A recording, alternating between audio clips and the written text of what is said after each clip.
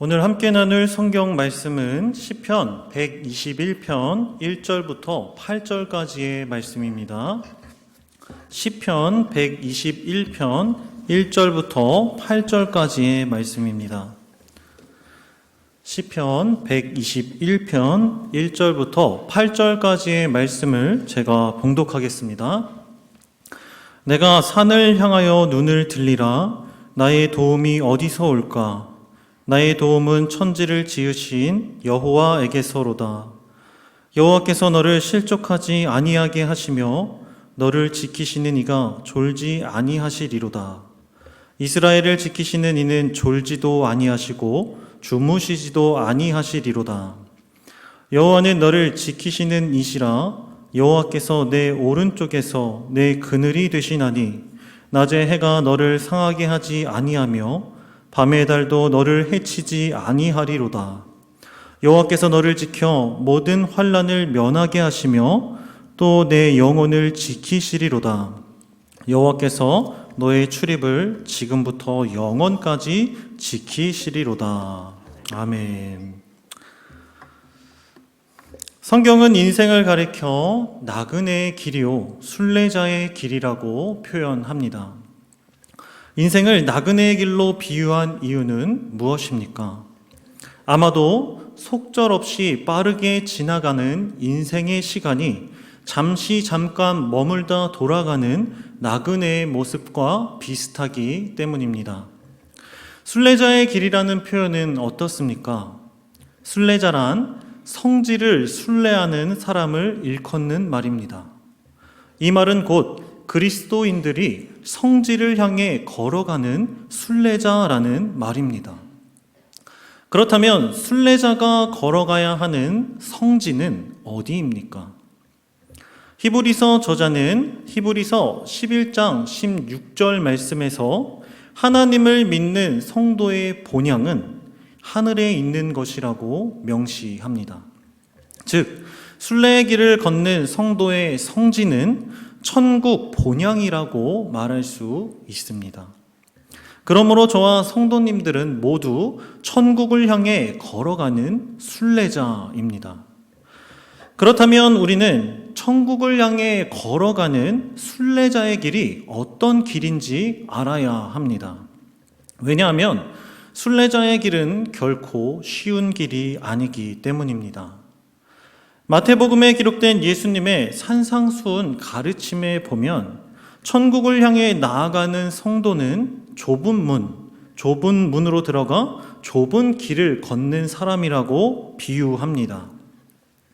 이 말씀은 좁은 문과 좁은 길을 걸어가는 사람은 구원을 얻는다라는 가르침을 줍니다.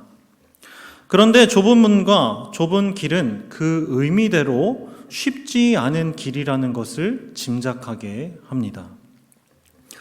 그래서 예수님은 마태복음 13장 13절과 14절 말씀에서 멸망으로 인도하는 문은 크고 그 길이 넓어 그곳으로 들어가는 사람은 많으나 생명으로 인도하는 문은 좁고 길이 협착하여 찾는 자가 적다라고 말씀하십니다. 따라서 천국을 향해 걸어가는 길인 구원의 좁은 길은 결코 걸어가기 쉬운 길이 아니므로 순례자들은 도움이 필요합니다. 왜냐하면 순례의 길 가운데 언제 어떻게 고난과 위기가 찾아올지 모르기 때문입니다. 스페인에 가면 순례자의 길이라는 곳이 있습니다. 이 길은 예수님의 12제자 중 하나였던 야고보의 무덤이 있는 스페인 북서쪽의 도시 산티아고 데 콤포스텔라로 향하는 길을 말합니다. 이 순례의 길에는 여러 가지 코스가 있는데 한국 사람들은 프랑스에서 산티아고까지 이어지는 800여 킬로의 코스를 가장 선호한다고 합니다. 이 순례의 길을 모두 완주하려면 약 30일가량 걸리는데 순례의 길을 완주한 순례자들은 긴 코스인 만큼 위험과 어려움을 겪었다고 회고합니다.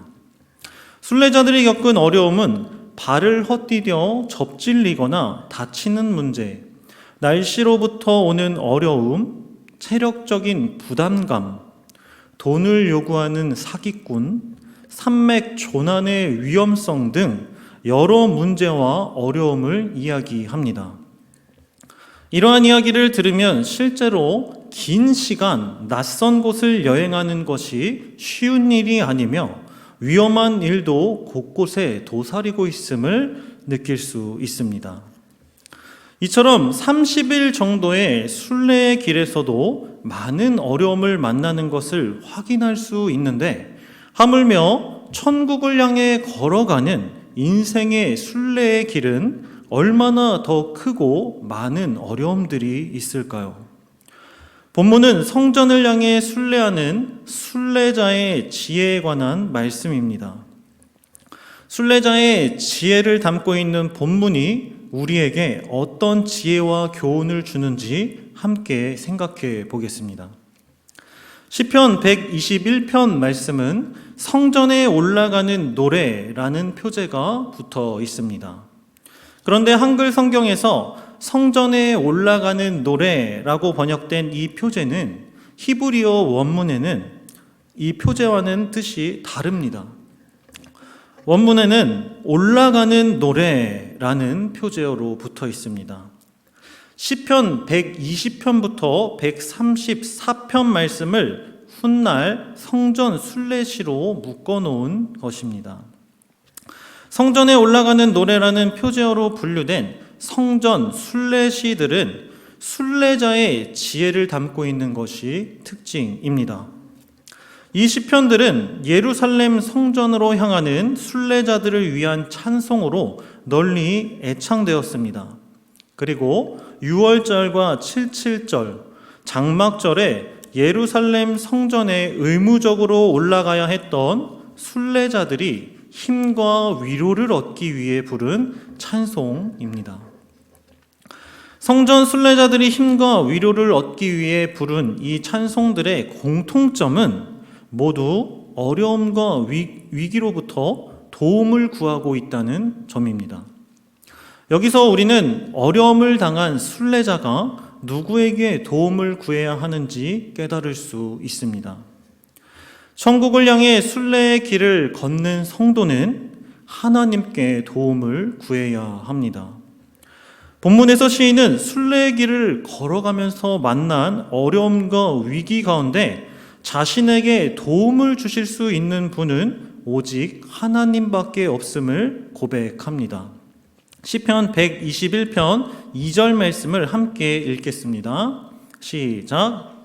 나의 도움은 천지를 지으신 여호와에게서로다. 아멘. 천국을 향해 순례의 길을 걸어가는 성도님들은 인생의 어려움과 위기를 만났을 때 누구에게 도움을 구하십니까? 많은 사람들이 인생의 어려움과 위기를 만났을 때 하나님이 아닌 다른 것을 찾고 의지하는 데 비해 본문의 시인은 순례자인 자신의 도움은 하늘과 땅을 창조하신 하나님께로부터 온다라고 분명하게 고백하고 있습니다. 이러한 사실을 뒷받침하는 표현이 1절 말씀에 기록된 산이라는 표현입니다. 시인은 위기의 순간 도움을 얻기 위해 먼저 산을 바라보았습니다. 얼핏 보면 우리는 시인이 자연이라고 하는 일반 계시를 통해 신의 존재를 느낄 수 있는 것처럼 하나님의 놀랍고 거대한 창조물인 산을 보며 하나님을 바라보았다라고 생각할 수 있습니다. 그러나 한글 성경에서 산으로 번역된 히브리어 단어 헤아림은 단수가 아닌 복수입니다. 산이 아니라 산들이라고 번역되어야 바른 것입니다. 즉, 시인은 하나의 특정한 산을 바라보며 하나님을 생각한 것이 아니라 이산저산 이리저리 눈을 돌리며 거대한 산들을 바라본 것이라고 이해할 수 있습니다. 때문에 시인은 위기의 순간 도움을 얻기 위해 먼저 산들을 찾았던 것으로 해석할 수 있습니다. 종교개혁자 칼빈은 말씀에서 사용된 산들을 가리켜 일종의 비유라고 말합니다. 그리고 그 비유는 산같이 큰 세상 세력을 의미한다고 주장합니다. 그렇다면 시인은 처음에 이 세상에 크고 힘이 센 세력들을 이리저리 찾으며 도움을 얻어보려고 했으나 실패한 뒤에 오직 하나님만이 그 구원자이심을 깨달은 것으로 생각할 수 있습니다. 실제로 고대 중동에서는 이교를 숭배하는 일이 많았습니다. 그리고 그 신들은 산에 살고 있다고 믿었습니다. 그래서 산 정상 여기저기에 자신들의 신전을 만들어 놓고 그곳에서 제사를 지냈습니다. 그 신전에는 남녀 창기들도 있었고 풍년과 다산을 기원하고 재앙을 막아준다고 하는 약과 부적을 팔기도 했습니다. 따라서 시인은 예루살렘 성전을 향해 걸어가던 순례자들에게 하나님이 아닌 다른 것들에 눈을 돌리지 말고 오직 하나님께 도움을 구해야 함을 알려주는 것입니다. 순례의 길을 걸어가는 저와 성도님들 역시 거듭나기 전에 이와 같은 경험을 해본 기억이 있으실 것입니다. 하나님을 의지하지 않고 세상이 주는 쾌락과 유혹을 의지하며 살던 모습 말입니다. 중요한 것은 거듭난 이후에 우리 삶 가운데 하나님이 아닌 다른 산들을 바라보고 의지하고 있지는 않은지 깊이 생각해 봐야 할 것입니다. 계속해서 시인은 3절부터 8절까지의 말씀에서 자신이 순례의 길을 걸으며 하나님께 도움을 받았던 일들을 생각합니다. 그러면서 우리에게 도움을 주시는 하나님이 어떤 분이신지를 소개합니다. 3가지로 살펴보겠습니다. 첫째, 순례자를 지켜주시는 하나님은 졸지도 주무시지도 않습니다. 3절 말씀 실족하지 아니하게 하시며 라는 문장에서 실족이라는 단어에 해당하는 히브리어 모트는 비틀거린다, 미끄러진다 라는 의미로 순례자가 순례의 길을 걷는 중에 발을 헛디뎌 미끄러지는 위험을 말합니다. 실제로 팔레스타인의 크고 작은 산맥에서 사람들은 자칫 발을 헛디뎌 목숨을 잃는 경우가 많았다고 합니다. 이처럼 오늘날 믿음 생활을 하다 보면 실족하여 넘어지는 일들이 얼마나 많습니까? 성도를 실족하게 하는 일은 다양합니다. 최근 기독교에서 나타난 비리나 도덕적 부패는 상상을 초월하는 수준입니다. 교회 상속이나 공금 횡령, 논문 표절, 성추행, 폭행, 술집 출입, 불륜 등의 문제가 성도를 실족시키는 원인이 됩니다. 여기서 중요한 것은 우리는 이러한 문제로 실족하여 하나님을 향한 믿음과 신앙의 위협을 받고 하나님을 향한 믿음과 사랑이 변할 수 있지만, 사람의 마음은 이렇게 변할 수 있지만 졸지도 주무시지도 않는 하나님은 쉽게 변하는 사람과는 달리 변함없이 순례자들을 끝까지 지키시고 그 삶을 인도하신다고 말씀합니다. 즉 졸지도 않고 주무시지도 않는 하나님은 순례의 길을 걷는 순례자가 잠시 실족하여 넘어질지라도 다시 일으켜 세우시고 실족하지 않도록 지키신다는 의미입니다. 저와 여러분들도 수많은 문제 앞에 수도 없이 넘어지고 실패했지만, 그런데도 하나님은 쓰러져 있는 우리를 일으켜 세우시고 지금 이 예배의 자리에 없어서는 안 될 예배자로 승리하게 하신 하나님의 사랑과 은혜를 우리는 느낄 수 있습니다. 그래서인지 시편 37편 23절과 24절 말씀에서 시인은 이렇게 노래합니다. 여호와께서 사람의 걸음을 정하시고 그의 길을 기뻐하시나니 그는 넘어지나 아주 엎드러지지 아니함은 여호와께서 그의 손으로 붙드심이로다. 사랑하는 성도 여러분, 우리는 우리의 인생이 넘어지거나 무너지지 않고 여기까지 올 수 있었던 이유는 우리의 능력이나 선함, 의지 때문이 아니라 졸지도 않고 주무시지도 않는 하나님께서 우리의 손을 붙잡아 주셨기 때문임을 기억하시길 바랍니다. 둘째, 순례자를 지키시는 하나님은 순례자의 우편의 그늘이 되어 주십니다. 순례자의 우편의 그늘이 되어 주십니다. 하나님이 우리 우편의 그늘이 되어 주신다는 말씀은 하나님이 우리를 보호하신다는 뜻입니다.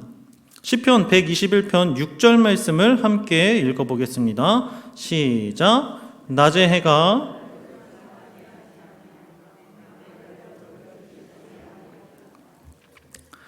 시인은 하나님이 낮의 해와 밤의 달로부터 순례자를 보호해 주실 것을 알려줍니다. 그런데 낮의 해와 밤의 달이 왜 위험한 것일까요? 일교차가 극심한 팔레스타인의 기후 때문에 낮의 햇빛은 순례자들에게 매우 치명적이었습니다. 그리고 기온이 많이 떨어지는 밤의 추위 역시 위험했습니다. 이러한 모습은 출애굽 당시 광야에서 이스라엘 백성에게 낮에는 구름 기둥으로 밤에는 불 기둥으로 지켜주신 하나님을 생각하게 합니다. 또한 그늘이 되어주시는 하나님은 육체적인 위험뿐만 아니라 정신적인 위험에서도 보호해 주신다는 것을 알 수 있습니다. 왜냐하면 고대 근동 사람들은 수많은 질병이 달의 신에게서 온다고 믿었기 때문입니다. 달의 의미가 정신적인 위험과 관련이 있다는 것을 우리가 사용하는 문자에서 확인할 수 있습니다. 달과 관련된 단어 루나틱은 정신이 온전하지 않은 사람이라는 뜻이고, 문스트럭은 사랑에 빠져 정신이 이상한이라는 뜻의 형용사로 사용됩니다. 당시 달을 우상으로 섬기고 달에 내포된 문자적인 의미로 봤을 때 하나님은 정신적으로 받을 수 있는 위험으로부터 순례자들을 지켜주신다는 것을 유추해 볼 수 있습니다. 실제로 오늘날 현대인들을 괴롭히는 것은 육체적인 고통보다 스트레스나 우울증, 자존감 결핍 등의 정신적인 문제가 더 큰 영향을 줍니다. 이러한 모습을 봤을 때 순례의 길을 걸어가는 성도들은 우리 우편의 그늘이 되어 보호하시는 하나님께 도움을 구해야 함을 기억하시길 바랍니다. 셋째, 순례자를 지키시는 하나님은 순례자의 출입을 지키십니다. 우리의 출입을 지금부터 영원까지 지키신다는 말씀은 우리가 만나는 모든 환난으로부터 우리 영혼을 지키신다는 약속입니다. 7절부터 8절까지의 말씀을 함께 읽어보겠습니다. 시작. 여호와께서 너를 지켜 모든 환난을 면하게 하시며 또 내 영혼을 지키시리로다. 여호와께서 너의 출입을 지금부터 영원까지 지키시리로다. 아멘. 시인은 하나님이 순례자들을 모든 환난에서 면하게 한다고 말합니다. 여기서 환난이란 우리 인생 가운데서 만나는 고통의 모든 요소를 말합니다. 순례의 길을 걸어가는 우리에게 환난은 중단 없이 찾아옵니다. 그렇다면 우리는 이 말씀을 어떻게 받아들여야 할까요? 모든 환난에서 면하게 하신다고 하셨는데 우리 인생 가운데는 여전히 환난이 중단 없이 찾아오고 있다고 말씀드리는 것입니다. 여기서 우리는 성경 번역의 중요성을 깨달을 수 있습니다. 우리 성경에는 모든 환난을 면하게 하시며로 번역되어 있는데 히브리어 성경에는 모든 환난에서 지키시며라고 쓰여 있습니다. 즉 면하게 하신다는 말은 없습니다. 이것은 우리가 환난에서 면제되는 것이 아니라 어떤 환난이나 고통 속에 있을지라도 하나님은 우리를 지키실 것이라고 약속하고 계신 것입니다. 인생의 환난은 순례자도 피해갈 수 없는 것입니다. 때로는 고난과 시험 가운데 피할 길을 주시고 때로는 불같은 시험으로 연단하여 하나님은 우리를 성숙한 순례자로 만들어 가실 것을 약속하고 계신 것입니다. 따라서 순례자인 우리는 환난을 만났을 때 이 또한 지나가리라 하고 담대히 선포하며 반드시 환난 가운데 우리를 지키시는 하나님을 신뢰해야 합니다. 세상 사람들은 눈에 보이는 것과 움켜쥘 수 있는 가치들을 쫓아 살아갑니다. 그들이 가진 허영심과 헛된 욕망은 스스로 환난을 당하게 하는 원인이 됩니다. 왜냐하면 세상이 주는 복은 유한하기 때문입니다. 인생에서 즐기는 사치와 쾌락의 끝은 공허함과 좌절밖에 없습니다. 그리고 그 끝은 죽음입니다. 그러나 순례자의 길은 다릅니다. 시인이 7절 말씀에서 말하듯이 하나님은 우리를 모든 환난에서 지키시고 우리 육체뿐만 아니라 영혼까지 영원히 지켜주시기 때문입니다. 이 말씀은 우리가 좁고 험한 순례의 길을 걸어가는 이유이기도 합니다. 여기서 시인이 고백하는 영원한 출입은 무엇입니까? 8절 말씀에서 사용된 출입은 나가고 돌아오는 것이며 우리의 일상생활을 가리키고 있는 것입니다. 나가고 돌아오는 것의 뜻을 가지고 있습니다. 우리의 모든 활동은 아침에 집을 떠나고 저녁에 돌아오는 것으로 마무리되기 때문입니다. 그러나 이 시는 성전을 향해 순례의 길을 떠났기 때문에 일상생활뿐만 아니라 순례의 여정까지도 하나님이 우리를 지켜주신다는 의미로 이해할 수 있습니다. 즉 주님은 믿음으로 순례의 길을 걸어가는 성도들이 모든 생활에 함께 하시며 우리의 모든 활동을 형통하고 복되게 하신다는 것입니다. 사랑하는 성도 여러분, 지금까지 천국을 향해 순례의 길을 걷는 성도에게 베푸시는 하나님의 도우심을 살펴보았습니다. 그런데 시편 121편을 대하는 우리가 시인의 고백에 집중해야 하는 이유가 있습니다. 시인의 고백에 집중해야 하는 이유가 무엇입니까? 시인은 1절과 2절 말씀에서 나의 도움은 천지를 지으신 하나님께로부터 오는 것이라고 자신을 향하여 고백한 뒤에 3절부터 8절까지 말씀에서는 자기 자신이 아닌 다른 대상에게 순례자의 지혜를 전하고 있기 때문입니다. 즉 너라고 하는 다른 대상에게 자신이 순례의 길을 걸어가면서 경험한 지혜를 전하는 것입니다. 너를 실족하지 않게 하시고 너를 지키시는 이가 너의 우편의 그늘이 되어주시며 너를 상하게 하지 아니하며 너를 해치지 아니하고 너의 출입을 지키신다라고 말입니다. 시인이 직접 경험하고 깨달은 지혜 때문에 수많은 성전 순례자들이 하나님께 도움을 구하며 자신을 지키시는 하나님이 어떤 분이신지를 경험했을 것입니다. 우리가 오늘 말씀을 통해 하나님의 위로와 사랑을 다시 확인할 수 있었듯이 말입니다.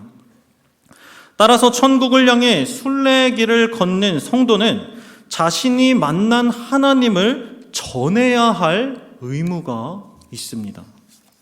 왜냐하면 그것이 하나님 아버지의 뜻이기 때문입니다. 사도행전 13장 47절과 48절 말씀입니다. 제가 읽어드리겠습니다. 주께서 이같이 우리에게 명하시되 내가 너를 이방의 빛으로 삼아 너로 땅끝까지 구원하게 하리라 하셨느니라 하니 이방인들이 듣고 기뻐하여 하나님의 말씀을 찬송하며 영생을 주시기로 작정한 자는 다 믿더라. 아멘. 이 말씀은 하나님께서 세상의 죄악 가운데 살아가던 저와 여러분들을 천국을 향해 걸어가는 순례자로 부르신 이유입니다. 순례자의 길은 천국을 향해 걸어가는 길이 맞지만 순례자의 임무는 영혼을 살리는 일이라는 것을 결코 잊으시면 안 됩니다. 영화 친구 두사부일체에서 명품 조폭 연기로 조명받던 영화배우 정운택 씨는 배우를 그만두고 선교사의 삶을 살아가고 있습니다. 그는 한 방송 매체와의 인터뷰에서 선교사의 삶을 살기 전의 삶을 이렇게 회상했습니다. 영화가 연속적으로 잘 되고 나니 어느 순간 제가 교만해졌습니다. 그러다가 충무로에서 저에 대한 평가가 싸늘하게 식어간 뒤 끝이 보이지 않는 방황이 시작되었습니다. 음주 폭행, 무면허 운전사고에 이름이 오르며 어느덧 전과 3범이 되었고 더는 갈 곳이 없어졌습니다. 모든 것이 뜻대로 풀리지 않으니까 그때 든 생각은 죽어야 하는구나. 죽는 방법밖에 없구나라고 생각했습니다. 그렇게 모든 것을 내려놓으려고 할 때 하나님을 만났고 성극을 하다 만난 13살 연하의 아내와 가정도 꾸렸습니다. 그리고 이제는 선교사의 삶을 살며 세상의 벼랑 끝에 내몰린 그런 분들을 찾아가서 새로운 삶을 다시 시작할 수 있게끔 만들어 드리는 게 지금 저의 일입니다 라고 고백했습니다. 말씀을 맺겠습니다. 사랑하는 성도 여러분, 아마도 오늘 우리가 살펴본 본문은 이미 우리가 순례길을 걸어가며 직접 경험하여 알고 있는 지혜들일 것입니다. 그렇다면 본문 속 시인이 그러했듯이 배우 정운택 씨가 세상의 벼랑 끝에 내몰린 사람을 위해 도움을 주는 삶을 살아가듯이 우리도 이제 막 순례자의 길을 걷는 사랑하는 성도들을 도와야 할 것입니다. 이미 지키시고 보호하시는 하나님의 은혜를 받고 영원한 출입을 약속받았다는 사실에 감사하며 세상과 환난 가운데 쉽게 흔들리고 실족하여 넘어져 있는 성도들을 기쁨으로 섬기며 일으켜 세워주고 함께 아파하고 위로하며 순례의 길을 함께 걸어 나아가는 저와 사랑하는 성도님들 되시길 주님의 이름으로 소망하고 축복합니다.